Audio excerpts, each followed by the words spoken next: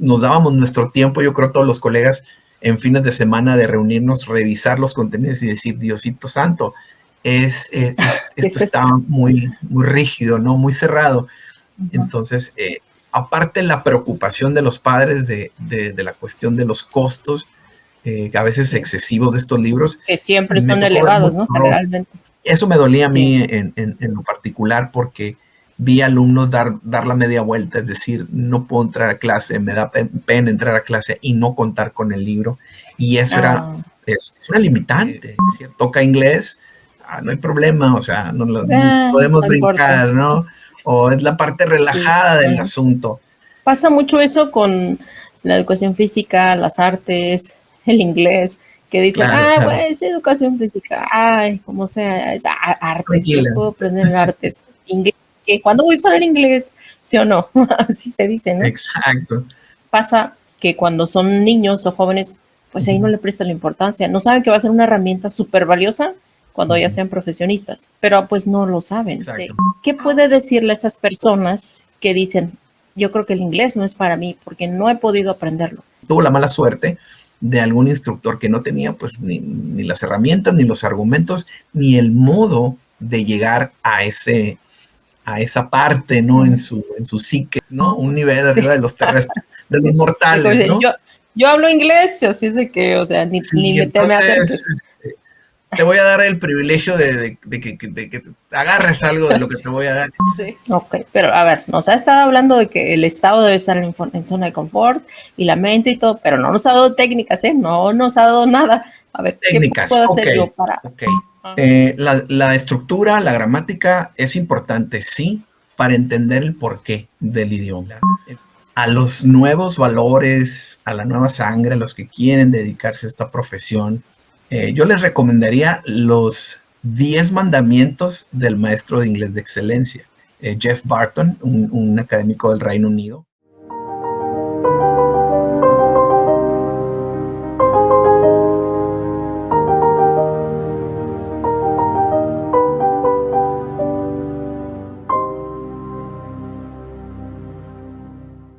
¿Qué tal, amigos? Bienvenidos a otro episodio más de Voz Docente. Gracias por seguir aquí con nosotros, viendo nuestro contenido. Eso es lo que nos alimenta para seguir adelante. Y bueno, con nosotros está el día de hoy el maestro Carlos Alberto Ramírez. Él es docente de inglés, tiene varias certificaciones en el idioma y tiene más de 15 años de experiencia docente. ¿Qué tal, maestro? ¿Cómo está el día de hoy? Muy contento de estar aquí, Estela. Muchísimas gracias por la oportunidad, por el espacio, y pues siempre un gusto de poder compartir un poquito de lo que hemos hecho. Gracias a usted. ¿Qué le parece si comenzamos con algo? Me causó curiosidad algo que usted menciona en su información. Dice que el inglés ha perdido como relevancia de alguna forma. ¿Por qué lo considera así? Sí, me tocó en estos ya casi 22 años, ¿no? de recorrido, tanto en las plataformas tradicionales, es decir, la academia, también como de manera independiente, pues me tocó vivir situaciones, circunstancias donde pues, tuve esa sensación, ese sentimiento, ¿no? De que se estaba relegando sobre todo la figura del docente, ¿no? De que estaba perdiendo ese foco, y quizás llegó a pues estar pues minimizado, ¿no? En algunas instancias. Sin embargo, pues también es un recorrido de grandes experiencias, de marcar diferencia, de aprender también de los alumnos, y sobre todo pues de no perder el foco, ¿no? De este objetivo, esta misión tan importante que es transmitir a los alumnos una herramienta tan esencial, sobre todo en estos tiempos, ¿no? Que es el manejo, el uso de una lengua extranjera, pues obviamente con el fin de abrir ventanas, puertas hacia el mundo, hacia experiencias, oportunidades, y ampliar el espectro pues educativo, cultural, ¿no? Quizá a lo mejor se ha perdido, como lo menciona, esta parte de que en realidad nos interese que aprendan los estudiantes inglés, y quizá nada más por abro un colegio, pues le llamo bilingüe, pero pues nada más porque me va a generar, digamos, beneficio económico. ¿Será que va por ahí? ¿Cree? Sí, yo lo que notaba también era que se salía un poco ahora sí que de las vías del ferrocarril del aprendizaje, Ajá. esta cuestión de utilizar la herramienta, de transmitir la herramienta para, pues como tal, como una herramienta para el mundo, ¿no? Sin embargo, me encontré con este enfoque a veces excesivo, obsesivo a veces, de manejar mucha estructura sin apegarlo al mundo real, ¿no? A las situaciones cotidianas, o quizás hasta cierto punto, hasta cierto nivel.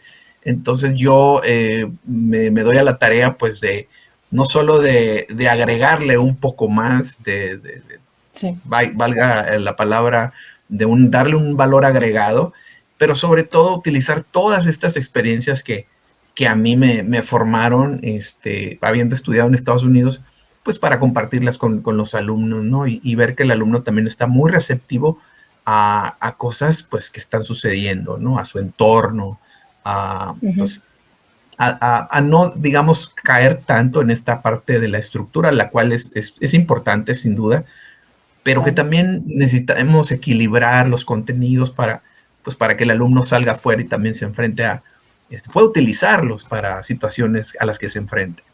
¿Qué es lo que usted ha observado, digamos, en una escuela tradicional que se enseña en un colegio, digamos, particular, que diga, se enfocan mucho en esto, pero quizá no es el camino que debería de ser para aprender un idioma? ¿Qué es?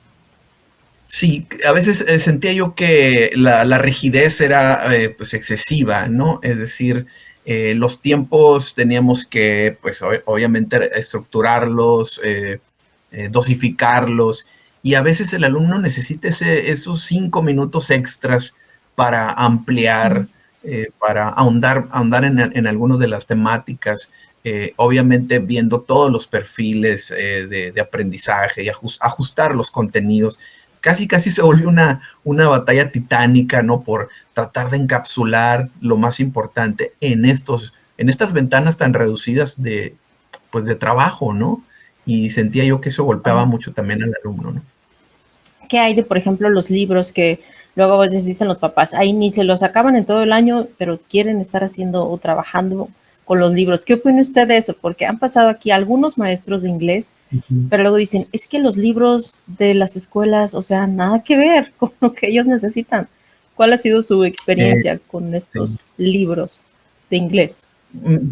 A mí me impresionaba mucho, me llamaba mucho la atención los acuerdos a veces con los proveedores de libros, ¿no? De ciertas marcas o ciertas casas editoriales que manejaban pues cierta currícula, y pienso yo que ahí era una oportunidad pues de oro para la academia, para el grupo de maestros de inglés, de hacer estas mesas redondas, abiertas, para nosotros empezar a ajustar, a adaptar al entorno, a adaptar pues en este caso a la carrera del alumno, ¿no?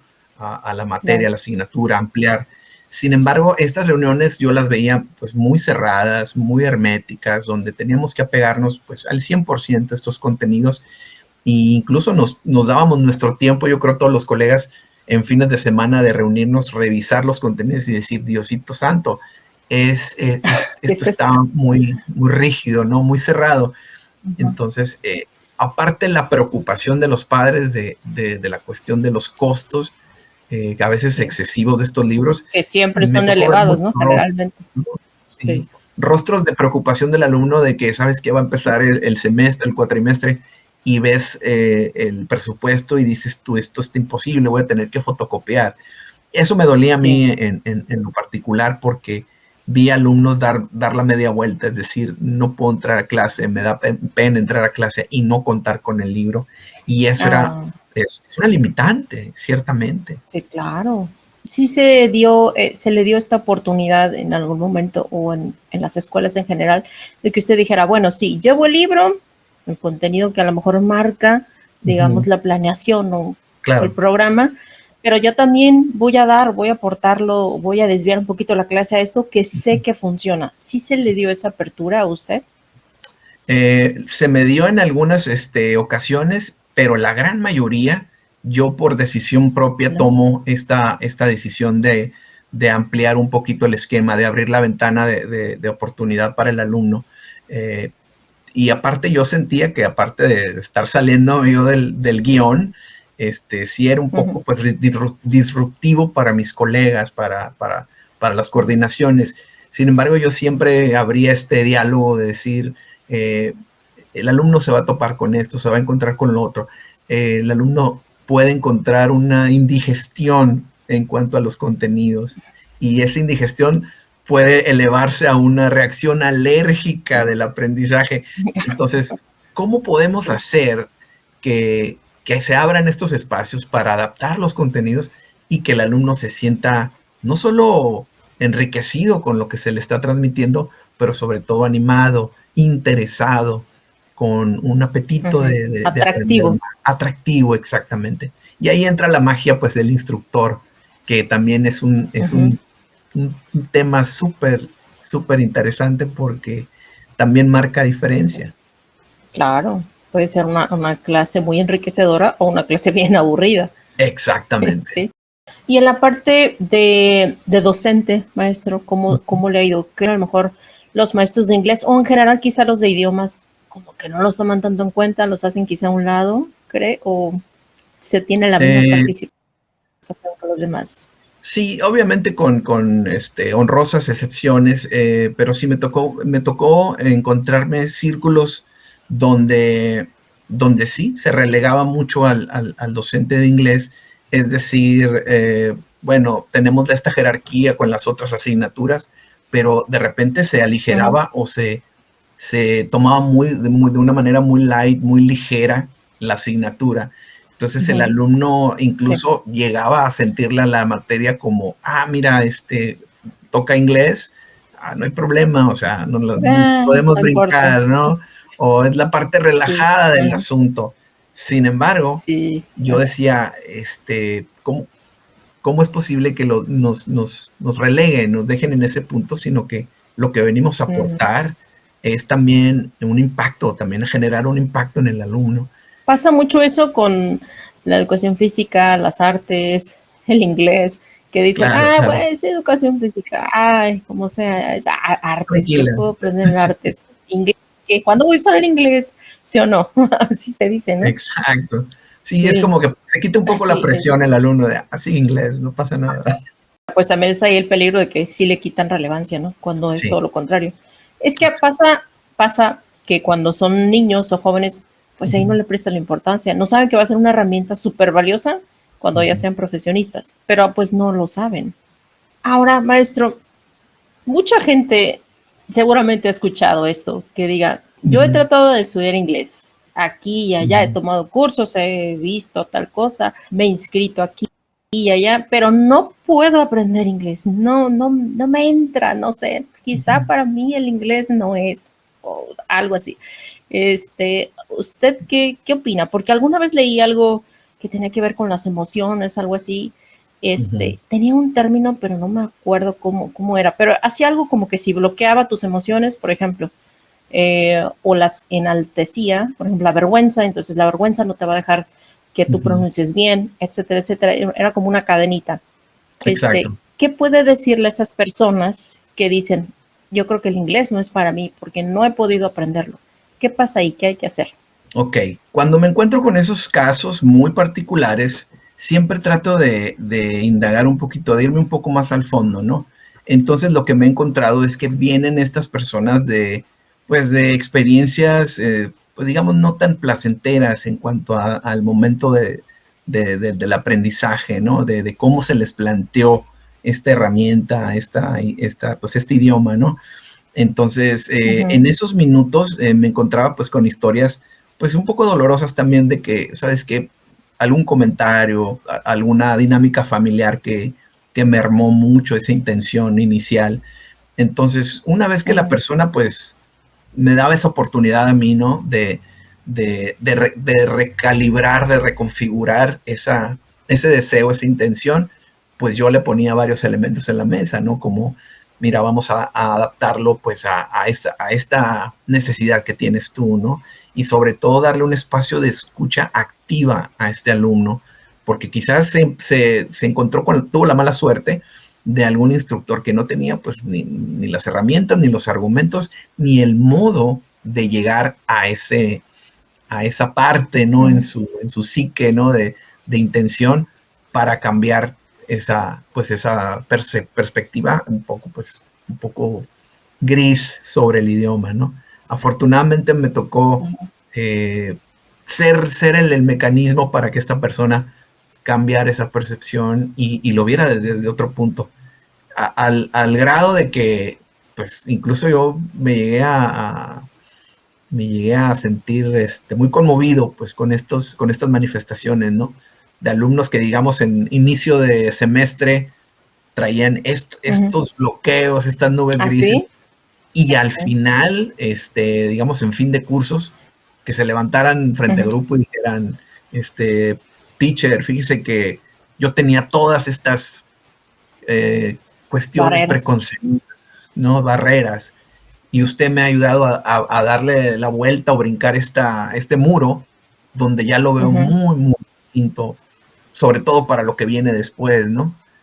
Entonces a mí son momentos que me conmovían mucho como instructor, y es donde decía yo, si yo logré hacer eso como instructor, de cambiar esas formas de ver el aprendizaje, wow, o sea, me llevo una fortuna a mi casa como instructor, porque le cambié la percepción a alguien. ¿Qué puede ir a ser ese factor que cuando llegaron con usted estaba esa barrera tan grande y después ya se derrumbó? ¿Qué considera que fue? Quizá estos puntos clave que a lo mejor le sirvan a otros docentes de inglés, ¿no? Que digan, claro, quizás haciendo esto se desbloquea algo, como que se... Sí, me encontraba mucho con que ellos, su primer contacto fue un exceso también de estructura, un exceso no normal de gramática, un enfoque muy rígido también, donde incluso entraba la mofa, o sea, te equivocaste, te voy a corregir muy tajantemente. Me burlo de ti. Me burlo de ti. Incluso, también es una preocupación que la expongo en mi libro, que es todo eso le genera pues esta sensación al alumno y algunos colegas, me refiero pues a un grupo así muy particular, de que toman la profesión pues casi como no sé, como un rango o les da un cierto nivel arriba de los terrestres, ¿no? Un nivel arriba de los terrestres, de los mortales, sí, ¿no? Yo hablo inglés, así es de que, o sea, ni me te me acerques. Te voy a dar el privilegio de que agarres algo de lo que te voy a dar. Entonces, esa postura creo que también mina mucho pues el desempeño, esas ganas, esos deseos. Entonces, a mí me queda muy claro, antes que otra cosa, soy persona, soy un ser humano, entonces creo que es importante que si yo te voy a transmitir algo, y aparte a mí me gusta mucho motivar al alumno, ¿no? O sea, mis maestros formativos a mí me impregnaron mucho de eso, entonces creo que lo he rescatado afortunadamente y lo sigo pasando a mis alumnos, porque así me tocó a mí afortunadamente, ¿no? Y uso mucho esta frase, ¿no? Equivóquense mucho, o sea, créanme que no estoy aquí para sacar el martillo, el juicio. Al contrario, yo empecé, esta es la parte curiosa, yo empecé jugando. De veras, a ver, háblanos de eso. ¿Cómo usted adquirió el inglés? En casa teníamos afortunadamente una colección de acetatos, los conocidos viniles, con música en inglés, había mucho cine, había libros también, y había este ambiente de juego y aprendizaje. Esta fue la combinación para mí que me formó. Pero igual a temprana edad me toca salir muy joven de México e irme a estudiar a Estados Unidos, ¿no? Eso también cambia totalmente la forma de que yo veía el mundo, ¿no? Entonces entro en un medio ambiente donde había compañeros de todas partes del mundo, ¿no?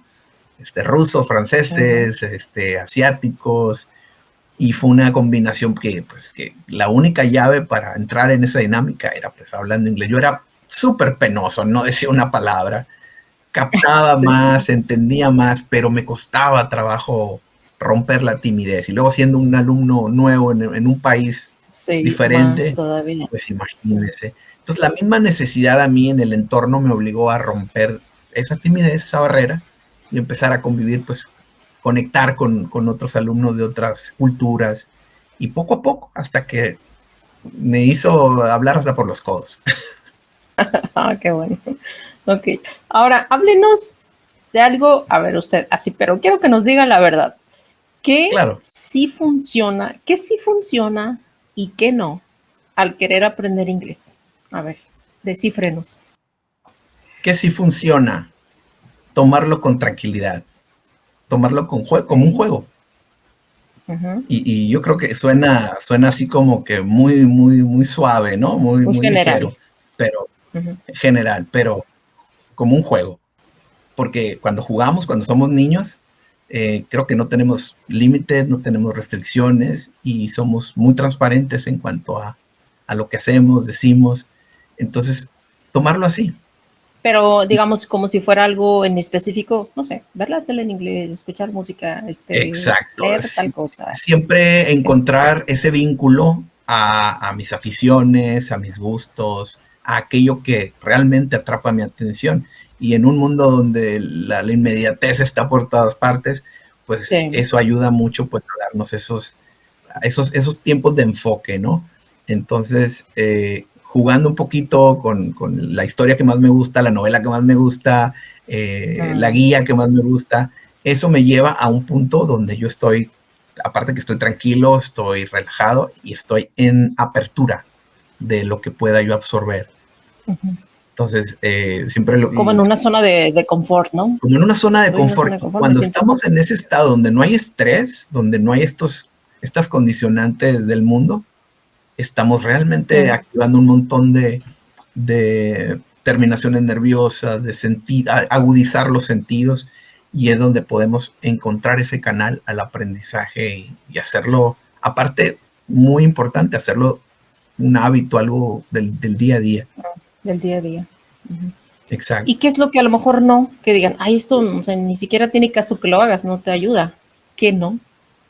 ¿Qué cosa Claro, no me ayuda a evitar, pues aprender obviamente, inglés? pues todo aquello que me cause esa sensación, es decir, no puedo empezar, digamos, un proceso, un curso con, pues no sé, hablar de circuitos electrónicos de golpe, ¿no?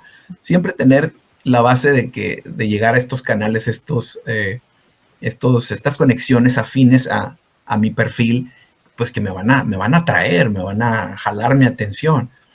A mí me marcó muchísimo las palabras de mi primera maestra de inglés, llegando a Estados Unidos, Ajá. que también la menciono en mi libro. La clase, pues, era muy distinta, una clase americana, una clase en México.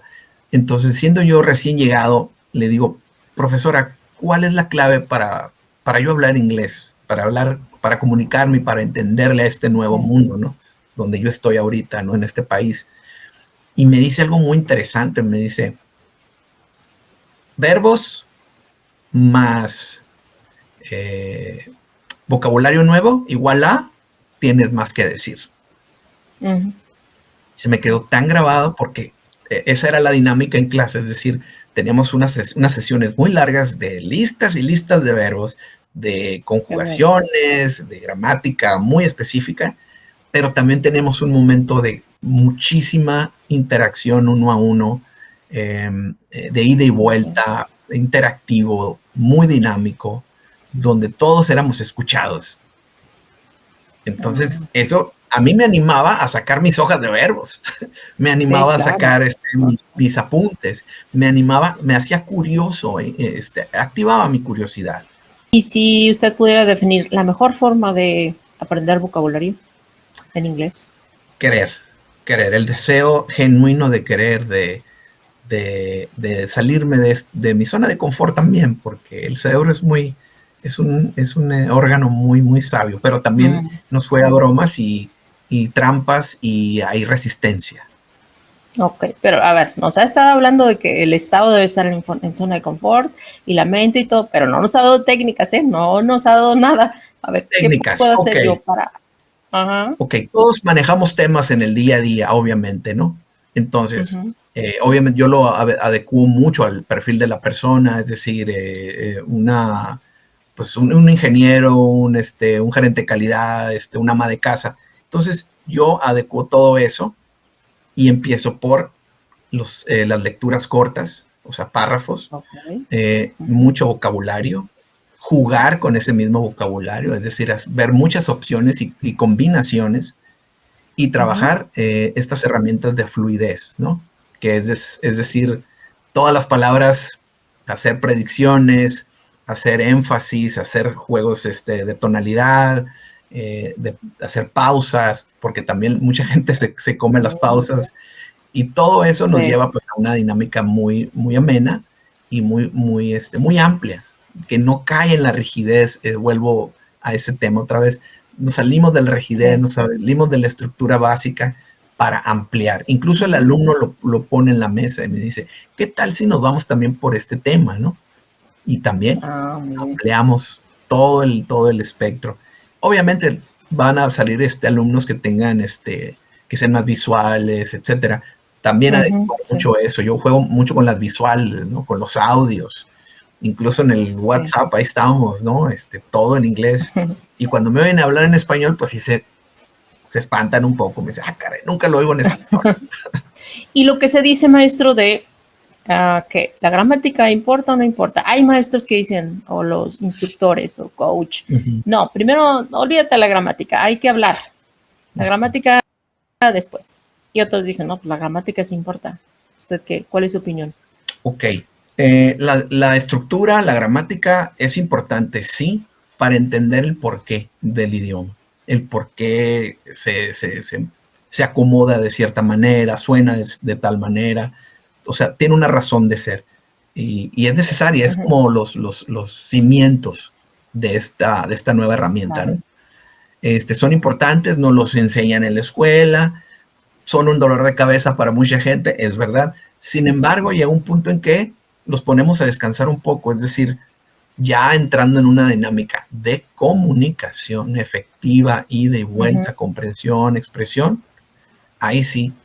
¿Cómo podemos llegar a ese punto de decir, tengo este nivel de inglés? Aprendamos hablándolo, diciéndolo, jugando, equivocándonos. Entonces eso le da le abre una ventana al alumno, ¿no? Entonces, sí, claro. La estructura es importante, sí, yo vengo de ahí. Curiosamente, tomaba mis clases de inglés después de la primaria, ¿no? En las tardes, por obra de mi mamá, que yo le decía, mamá, inscríbeme a las clases de inglés. Y tuve la fortuna de que esas clases eran 100% inmersivas en comunicación verbal, comprensión auditiva. Eso a mí me sirvió toneladas para llegar a Estados Unidos y no asustarme. Y si usted pudiera darle, a lo mejor ahorita hay docentes que están empezando en esta parte de empezar a dar clases de inglés, ¿qué consejo le pudiera dar a ellos que van comenzando para decir, vete por aquí, quizás esto te va a funcionar, esto es un punto muy bueno? ¿Qué sería? Excelente punto el que acaba de mencionar, a los nuevos valores, a la nueva sangre, a los que quieren dedicarse a esta profesión, yo les diría, para no caer en algunos baches, obviamente que los eviten. Mi libro también está muy enfocado en eso. Yo les recomendaría los 10 mandamientos del maestro de inglés de excelencia, que son 10 postulados, 10 principios que escribió el profesor Jeff Barton, un académico del Reino Unido, a quien tuve la gran fortuna de encontrar en internet en el año 2009. Esos puntos a mí me dieron mucha luz, me reiteraron el porqué de esta profesión, y tan así que me atreví a pedírselos, es decir, a decirle, profe, permítame transcribir sus postulados en mi libro, ¿sí? En el último capítulo de mi libro, ¿no? Yo dije, me va a decir que no, me va a rechazar. Pero el profesor Barton me lo encontré por ahí por la red social y me dijo, mándame un correo para que me cuentes a detalle de qué se trata, es tu libro, ¿no? Entonces, yo le explico y él al día siguiente me dice, cuenta con mi bendición, adelante. Y a los jóvenes valores yo les digo, agárrense de esos mandamientos porque a mí me dieron mucha luz, creo que a los colegas también, para eso los rescaté en mi libro, y sobre todo que no pierdan la pasión, es decir, si realmente están ahí por una convicción de hacer diferencia, de crear un impacto muy positivo, y sobre todo que sean, voy a usar la palabra en inglés, que sean showman y showwoman, que hagan un espectáculo en clase, porque el alumno se va a dar cuenta si están ahí por las razones correctas. Si ven que es un acto montado, el alumno es tan inteligente que se va a dar cuenta y pues se da cuenta. Se decepcionan. Entonces, cae el show. Exacto. Entonces, creérsela fuertísimo, ser transparentes, mirar a los ojos al alumno y decirle, estoy aquí para ayudar. Esta pregunta, antes de pasar a que nos cuente lo de su libro, que quizá debía hacérsela al principio. No se preocupe. ¿Cómo fue ese momento? ¿Cómo fue ese momento que usted dijo, yo quiero ser maestro de inglés? ¿Qué le llamó? Yo llegué a un aula por accidente, Estela. Yo no tenía ni planeado ni programado ser docente.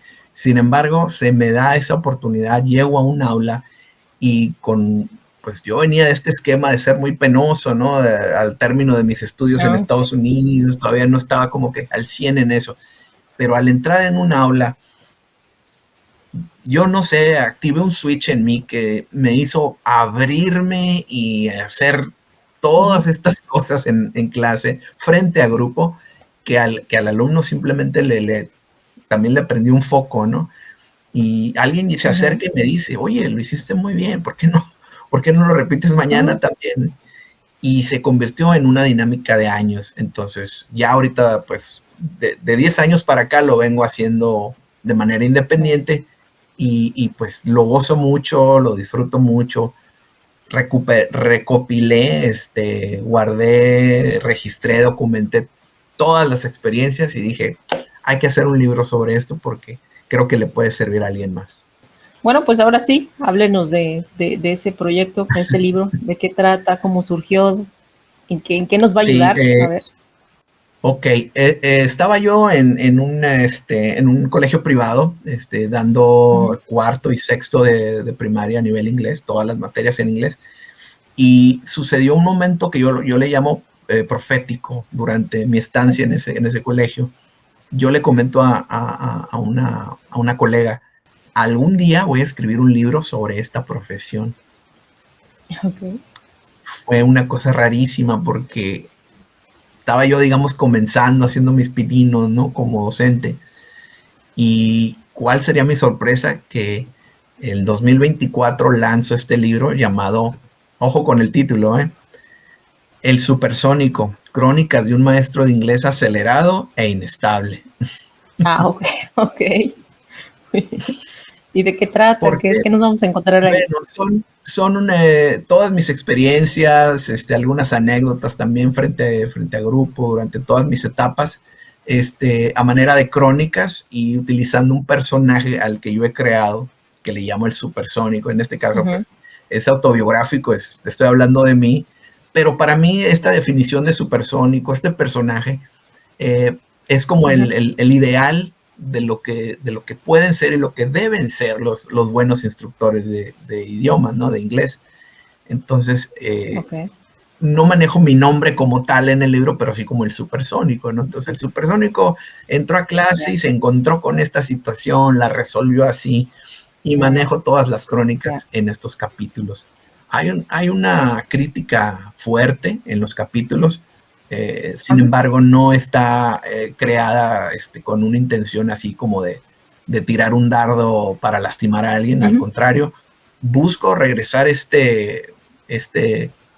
pues el enfoque, el foco hacia al buen instructor y valorarlo, darles el lugar, llamar a la reflexión a las administraciones, a los círculos de idiomas, de que no caigan en esta rigidez o en cerrarse a la innovación. Eso es muy importante en el libro, ¿no? Y sobre todo el alumno ve también el detrás de cámaras de cómo llegó el Supersónico a estas situaciones, y también pensando en los jóvenes, en los que vienen después, que estas fórmulas igual un poco un poco ortodoxas les puedan servir también en su academia, ¿no? Y cierro con el capítulo de los 12 mandamientos del buen maestro de inglés, del maestro de excelencia. Que pues el maestro Barton fue increíblemente generoso al decirme, sí, me interesa, inclúyelos en tu libro. Sale el libro en febrero del 2024 y yo le mando su copia hasta Soho, en el Reino Unido, y él emocionadísimo sube la foto a Twitter y haciendo un reconocimiento a la obra y al trabajo que se ha hecho, pero el honrado soy yo realmente, porque claro, que lo permitió que estuviera. Sobre todo porque el maestro Barton tiene una infinidad de libros hechos. Es una persona que ha abogado mucho por los docentes en su región y que a mí me inspiró mucho. Entonces yo dije, quiero una voz autorizada en el tema, porque evidentemente el maestro de inglés acelerado e inestable soy yo, pero él es una autoridad. Sí, claro. Entonces trae un equilibrio al libro que a mí me llena de mucho orgullo, porque entre todas estas fórmulas el profe dijo, estoy de acuerdo contigo, lo hiciste bien, tocaste corazones, hiciste diferencia. Entonces dije yo, profe, el que usted haya aceptado para mí es un logro más allá de sobresaliente. Entonces es un orgullo para mí ese libro. Creo es un libro un poco también agridulce, porque hubo victorias, hubo derrotas, hubo golpes, hubo aprendizajes, pero también está esta aportación a la profesión. Qué bien. Pues díganos dónde lo podemos encontrar. Déjenos aquí los datos para que está aparezca. Disponible en digital e impreso en Amazon, y pues lo encuentran como El Supersónico. La portada es muy simbólica también, les va a encantar, se los puedo garantizar. Ya la vi. y está en Amazon como El Supersónico, o Crónicas de un maestro de inglés acelerado e inestable. Ok, muy bien, en Amazon. ¿Tiene redes sociales, algún dato que nos quiera proporcionar? Estoy en YouTube, estoy en Instagram, como Charlie-Practic. Ahí me encuentran, pues ahí publico todo sobre mis libros. Ya voy por el 5º libro, yo escribo ficción, soy un enamorado de la ficción, del suspenso, el realismo mágico, todo eso. Pero sí, la única excepción en mi catálogo es este libro, ¿no? Que marca mis años como docente. Ok, maestro, pues le agradezco muchísimo. No sé si quiera decir algo más antes de despedirnos. No, pues agradecido, Estela, por la oportunidad, por permitirme compartir lo que hemos hecho pues en este recorrido de casi 22 años, y pues a seguir inspirando, a seguir marcando diferencia, pero sobre todo a seguir motivando, inspirando a esos alumnos de que podemos manejarnos también en una segunda lengua, ser competitivos y también contagiar a otros. Pues muchísimas gracias por compartir su experiencia, y pues allá en casa, sigan suscribiendo. Gracias por seguir viendo nuestro contenido. Nos vemos en el siguiente episodio. Bye bye. Muchísimas gracias. Hasta pronto.